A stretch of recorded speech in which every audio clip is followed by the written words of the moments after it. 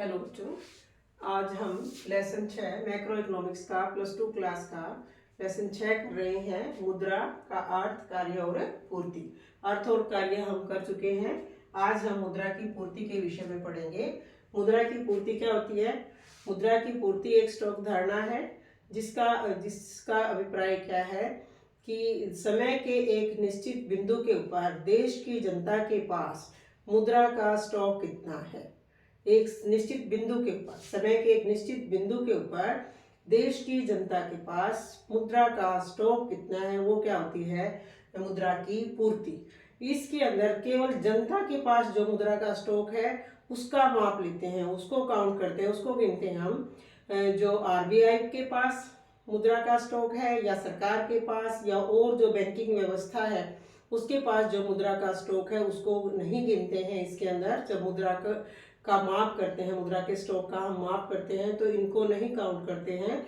क्यों? क्योंकि ये तो मुद्रा की आपूर्ति करने वाली संस्थाएं हैं, केवल उन्हीं को गिना जाता है। जो जनता गिनी जाती है कि उसके पास एक निश्चित समय के एक निश्चित बिंदु पर मुद्रा का स्टॉक कितना है, उन्हीं का स्टॉक को हम मापते हैं जो मुद्रा की मांग करते हैं। जो बैंकिंग व्यवस्था या सरकार का जो मुद्रा का स्टॉक है उसको इसके अंदर काउंट नहीं करते, इसको अंदर नहीं मापते। तो मुद्रा की पूर्ति को मापने के हमारे देश में मुद्रा की पूर्ति को मापने के 4 विकल्प हैं। 4 विकल्प हैं। एक तो पहला माप है M1, M2, M3 और M4। इस तरह से 4 विकल्प हैं मुद्रा की पूर्ति को मापने का। तो पहला क्या है?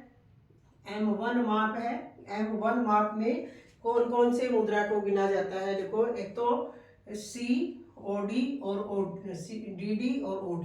C का मतलब क्या है? जनता के पास जो नकद करेंसी है, जनता के पास जो नकद मुद्रा है, वो जो लोगों के पास, जो देश की जनता के पास करेंसी है वो, उसको C से लिखते हैं। DD क्या होती है?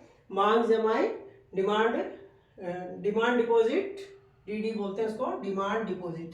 मांग जमाएं जो व्यापारिक बैंकों में जमा है, जो जनता की या जो व्यापारिक बैंकों के पास जो मांग जमाएं हैं, डीडी है जो मांग जमाएं हैं। मांग जमाएं क्या होती है? ऐसी जमाएं जिनको बहुत अल्पकाल में, थोड़े समय में उसको चेक के द्वारा निकलवा सकते हैं या दूसरे के खाते में भी उस अमाउंट को वो डाल सकते हैं, दूसरे में ट्रांसफर भी कर सकते हैं और चेक के द्वारा उसको पैसे को निकलवा सकते हैं। इस तरह की जो जमाएं होती हैं उनको बोलते हैं मांग जमाएं।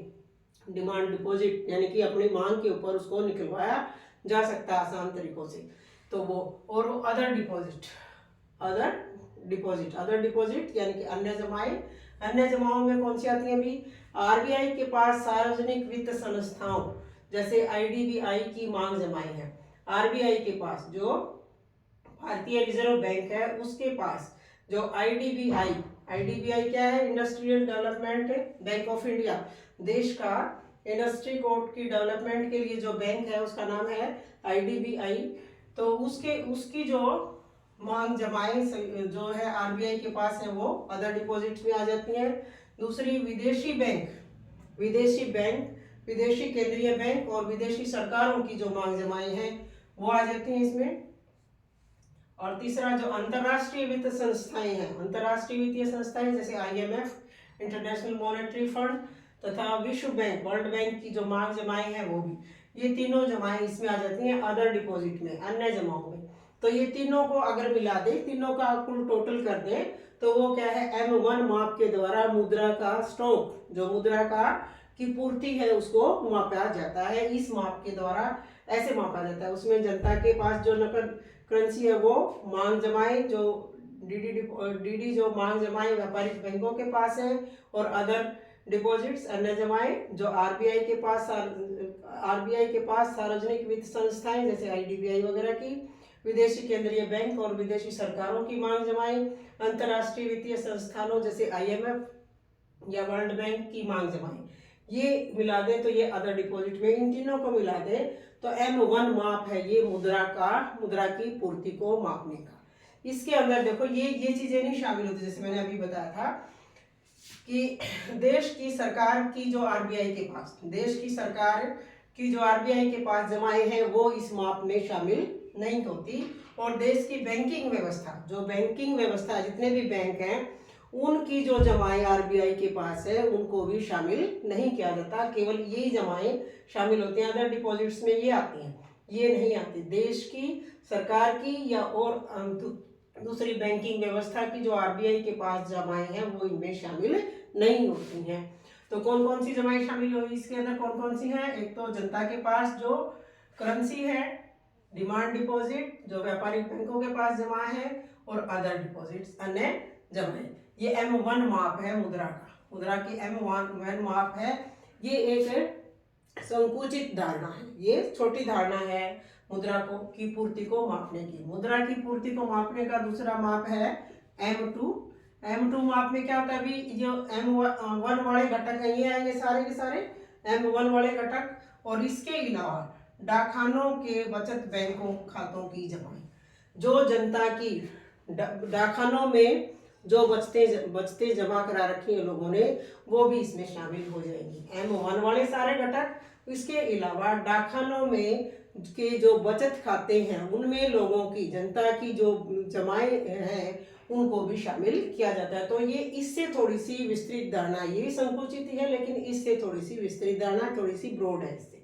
क्यों? क्योंकि इसमें डाकखाने की बचतें भी शामिल होगी। तीसरा माप है भाई M3 माप। M3 माप में क्या होता है? M1 वाले सारे घटक प्लस व्यापारिक बैंकों की निविल समय अवधि जमाएं। निविल समय अवधि जमाएं क्या होती है? समय अवधि जमाएं होती है जो कुछ समय के लिए फिक्स डिपॉजिट कर देते हैं, जैसे 1 साल के लिए, 2 साल के लिए, कुछ समय के लिए कुछ अमाउंट जो है जमा करते हैं, उसके ऊपर उनको ब्याज मिलता है लोगों को जो जमा कराते हैं। तो व्यापारिक बैंकों के पास जो समय अवधि जमाएं हैं वो भी शामिल हो जाती हैं। M1 वाले सारे घटक प्लस व्यापारिक बैंकों की निविल अवधि जमाएं। इसके बाद M4 माप है भाई। M4 माप में क्या आता है? M3 वाले सारे, M3 में यानी कि M वाले और व्यापारिक बैंक की जो सावधि जमाएं हैं वो, इसके अलावा ये भी आ जाती है भाई डाकखानों की बचत बैंकिंग, यानी कि इसमें M1 वाला आ गया, M1 वाले तो आएंगे सारे, M वाले सारे घटक, इसके अलावा डाकखानों के बचत खातों में जो जमाएं हैं वो प्लस व्यापारिक बैंकों में है वो, ये सारे आ गए। केवल NSC को छोड़ के, नेशनल सेविंग सर्टिफिकेट जो है उसको छोड़ के बाकी सारी जमाएं आती हुई जनता की सारी जमाएं इसमें शामिल होगी। क्योंकि देखो M1 वाले सारे घटक इसमें आ गए, इसके अलावा वो आगे इसमें M3 है ना, तो M3 में M1 और व्यापारिक बैंक में जो समय अवधि जमाएं हैं वो आ गए। इसके अलावा ये रहते थे डाकखानों में, डाकखानों की कुल जमाएं वो भी आ गई सिर्फ NSC को छोड़ के। तो ये जो धारणा है इसमें जो M1 वाली और M2 वाली ये धारणाएं क्या है? इनको संकुचित धारणाएं माना गया है। पूर्ति के मापने की ये संकुचित धारणाएं हैं। पूर्ति को, जो पूर्ति पूरे देश की मुद्रा की जो पूर्ति मापी जाती है, मुद्रा की पूर्ति की ये संकुचित धारणाएं हैं, छोटे लेवल की हैं। लेकिन M3 और M4 विस्तृत धारणाएं हैं। इसमें विस्तृत रूप से मुद्रा की पूर्ति को मापा जाता है इन मापों के द्वारा, M3 के द्वारा और M4 के द्वारा। तो ये भी इंपॉर्टेंट क्वेश्चन है, इसमें कई बार पूरा क्वेश्चन आ जाता है, कई बार ये एक एक करके आते हैं। M1 माप का, मुद्रा पूर्ति के M1 माप का वर्णन करो, M2 माप का वर्णन करो, M3 माप का, M4 का, इस तरह से अलग अलग भी पूछ लिए जाते हैं। तो ये आपने करना है, इसमें M1 वाले याद कर लो। उसके बाद ये थोड़ा ही है, डाकखाना की बचत बैंक जमा कर M1 में शामिल कर दोगे तो M2 माप हो जाएगा। M1 के अंदर ये सारे और सारे घटक, और उसके अलावा व्यापारिक बैंकों के अंदर जो निविल समय अवधि जमाएं हैं उनको मिला दो तो M3 हो जाएगा।